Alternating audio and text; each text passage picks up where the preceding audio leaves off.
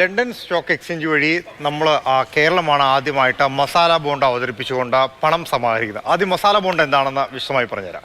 Masala bond എന്ന് പറഞ്ഞാൽ നമ്മൾ വിദേശത്ത് നിന്ന് നമുക്ക് ഇന്ത്യൻ രൂപയിൽ പണം സ്വീകരിക്കാൻ വേണ്ടിയിട്ട് ലോകബാങ്കിന് കീഴിലുള്ള ഇൻ്റർനാഷണൽ ഫിനാൻസ് കോർപ്പറേഷൻ ഏർപ്പാട് ചെയ്തിരിക്കുന്ന സംവിധാനമാണ് മസാല ബോണ്ട് എന്ന് പറയുന്നത്. ഇന്ത്യയുടെ രുചി വിഭവങ്ങൾ പോലെ തന്നെ വിവിധങ്ങളായിട്ടുള്ള മസാലകൾ കൊണ്ട് അത്രത്തോളം തന്നെ ഫെമിലിയർ ആവട്ടെ ഇൻ്റർനാഷണൽ മാർക്കറ്റിൽ എന്നുള്ള അർത്ഥം വെച്ചുകൊണ്ടാണ് മസാല ബോണ്ട് എന്നുള്ള പേര് നൽകിയിരുന്നത്. പക്ഷേ കേരളമാണ് ഇതാദ്യമായിട്ട് മസാല ബോണ്ട് ഇറക്കി പണം സമാഹരിക്കാനുള്ള പദ്ധതിയുമായി പോയത്.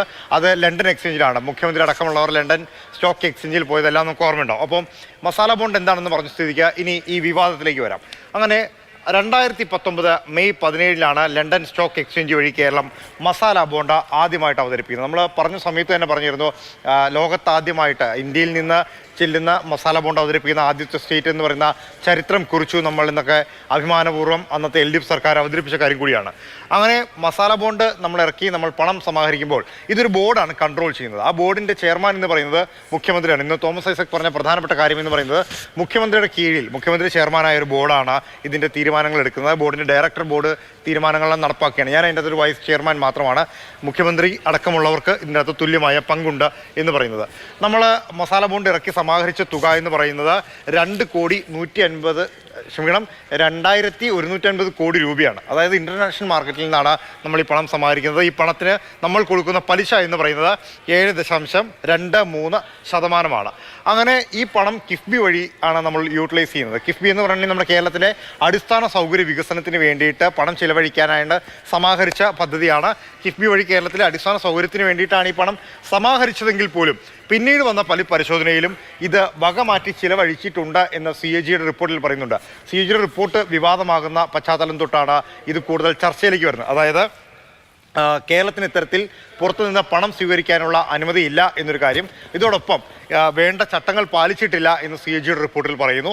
ഇതിന് കൂടാതെയാണ് ഈ പണം വകമാറ്റി ഏത് ഉദ്ദേശത്തിനാണോ പണം എത്തിച്ചത് അതിൽ നിന്ന് മാറ്റി വേറെ പല ആവശ്യങ്ങൾക്കും ഈ പണം ഉപയോഗിച്ചിട്ടുണ്ട് എന്ന് കണ്ടെത്തുന്നത്. CAGയുടെ റിപ്പോർട്ടിന് തൊട്ടു പിന്നാലെ EDയും ഈ കേസിൽ അന്വേഷണം ആരംഭിക്കുകയാണ്. അതായത് FEMA നിയമപ്രകാരം വിദേശത്ത് നിന്ന് നമ്മൾ പണം സ്വീകരിക്കുന്നതുമായി ബന്ധപ്പെട്ടുകൊണ്ടുള്ള ഈ രാജ്യത്ത് നിലനിൽക്കുന്ന നിയമത്തിൻ്റെ ചട്ടങ്ങൾക്ക് വിരുദ്ധമായി എന്തൊക്കെ കാര്യങ്ങൾ ചെയ്തിട്ടുണ്ട് എന്നുള്ളതാണ് പ്രധാനമായിട്ടും പരിശോധിക്കുന്നത്. നമ്മൾ മസാല ബോണ്ട് ഇറക്കുന്ന സമയത്ത് RBIയുടെ നോൺ ഒബ്ജക്ഷൻ സർട്ടിഫിക്കറ്റ് വാങ്ങിയിരുന്നു. പക്ഷേ ഇതിൻ്റെ അകത്ത് കേരളം പറയുന്ന പ്രധാനപ്പെട്ട വാദം എന്ന് പറയുന്നത് അതുകൊണ്ട് തന്നെ ഇതിന് വേറെ പ്രശ്നങ്ങളില്ലെന്നാണ്. പക്ഷേ ED അടക്കമുള്ള കേന്ദ്ര ഏജൻസികൾ പറയുന്നത് ഒരു സംസ്ഥാന സർക്കാരിന് അത്തരത്തിൽ വിദേശത്ത് നിന്ന് പണം സ്വീകരിക്കാൻ കഴിയില്ല. അത് ഏതെങ്കിലും ഒരു ചാരിറ്റബിൾ ട്രസ്റ്റോ മറ്റു കാര്യങ്ങളോ വഴിയുള്ള കാര്യങ്ങളാണ്. അതും ഈ നിയമത്തിൻ്റെ പരിധിയിൽ വരും എന്നുള്ളതാണ്. പക്ഷേ സംസ്ഥാന സർക്കാർ പറയുന്നത് അങ്ങനെയല്ല. ഈ കേസ് അന്വേഷിക്കാൻ RBIക്കാണ് അധികാരം, EDക്ക് അധികാരമില്ല. മാത്രമല്ല ഇത് കിഫ്ബി വഴി ഉള്ള ഒരു കമ്പനി വഴിയാണ് പണം സ്വീകരിച്ചത്.